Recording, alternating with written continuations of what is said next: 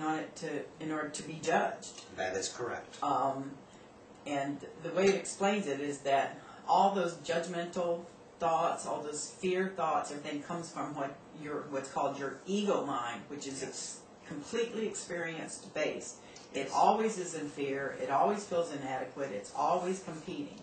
So the minute you start having emotions of anxiety, anger, any of those things, that is screaming at you, you're in your ego mind. That is correct. You're not in your natural mind or your God mind or whatever you want to call it. And that's how I understand it. And the only thing that I want to add to that, you said it's always in, what did you say, conflict? You know, judgment, fear, less than. It's always got to prove itself. Okay, your ego mind is also the aspect that thinks that you are superior than. And both aspects can be running at the same exact time. And then you get into the which way do I go, George? Which way do I go? mentality. This egoic mind is the part of you that says, I am better than, or I am less than.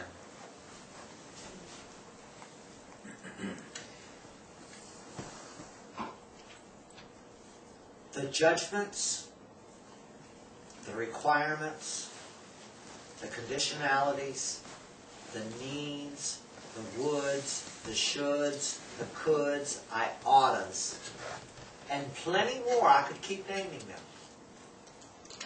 all happen up here.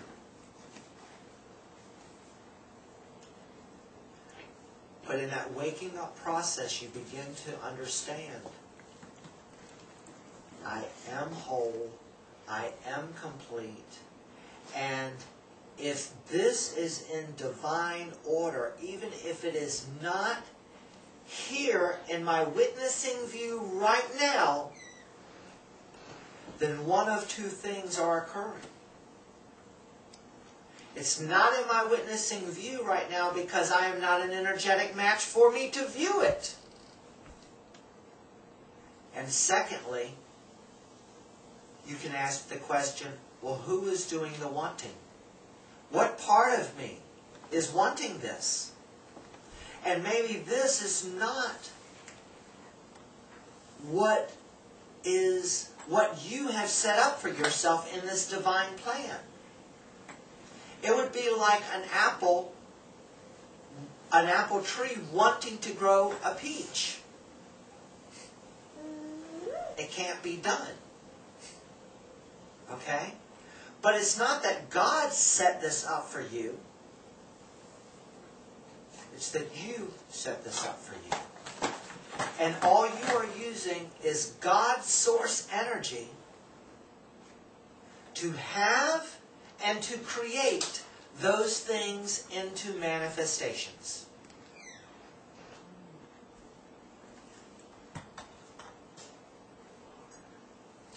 Do you understand, or have you begun to understand, that God made us so that we could be the living example of God on this earth, and we as humans created God so that we could have an understanding of our potential? Ain't that a pisser? We created each other at the same time. Let me say that again. We created God, or God created us so that we could be a living example of God expressing itself. And we created God so that we could have an understanding of what our potential is.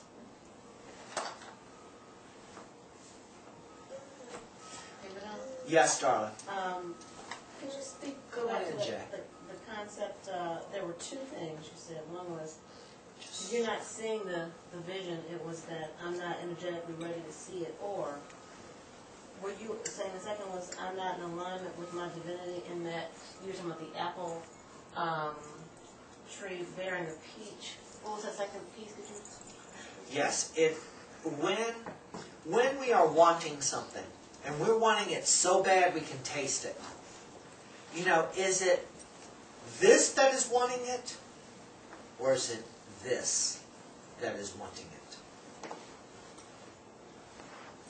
So either if you are wanting something and you are not seeing it, you are not an energetic match for it to be here.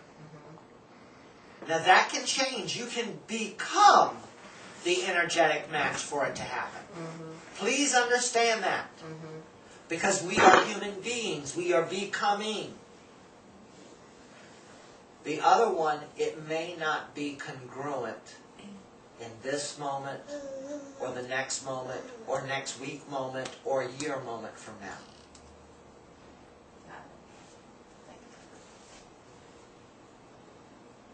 Does that make sense, guys?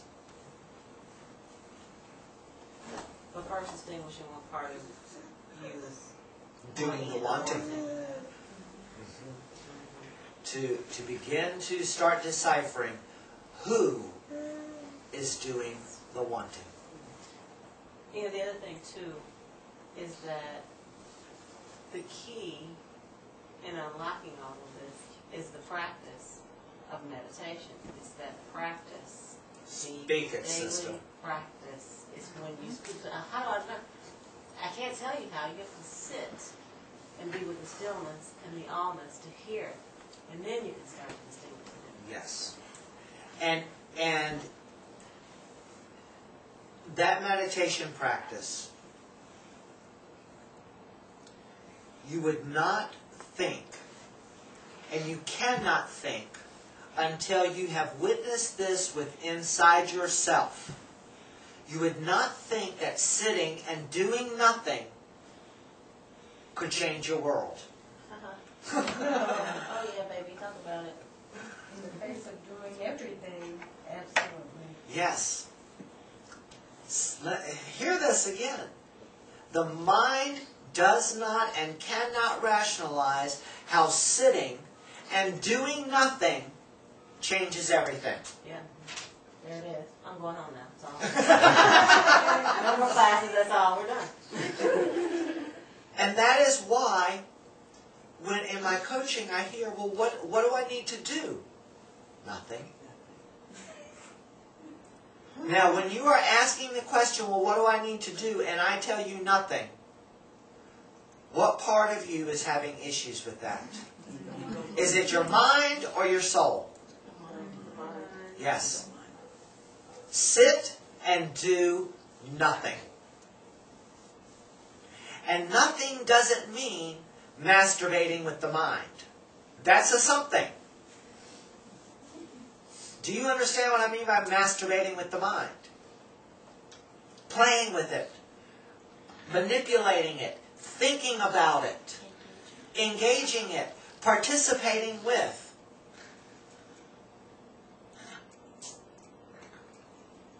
When I say do nothing, that is exactly what I mean. No matter if the mind is telling you, Jay, that you are a 6'4" Asian man, and you've got to do X, Y, and Z to prove that. A little white, if the mind is telling you you're a little white midget.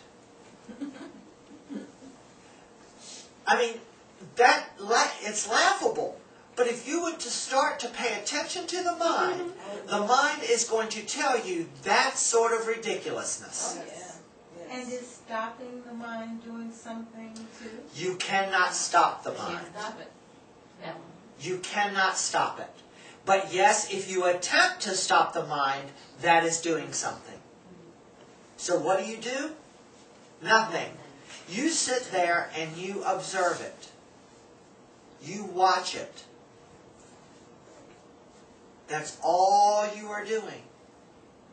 Sometimes it is as boring as watching him sleep. Other times,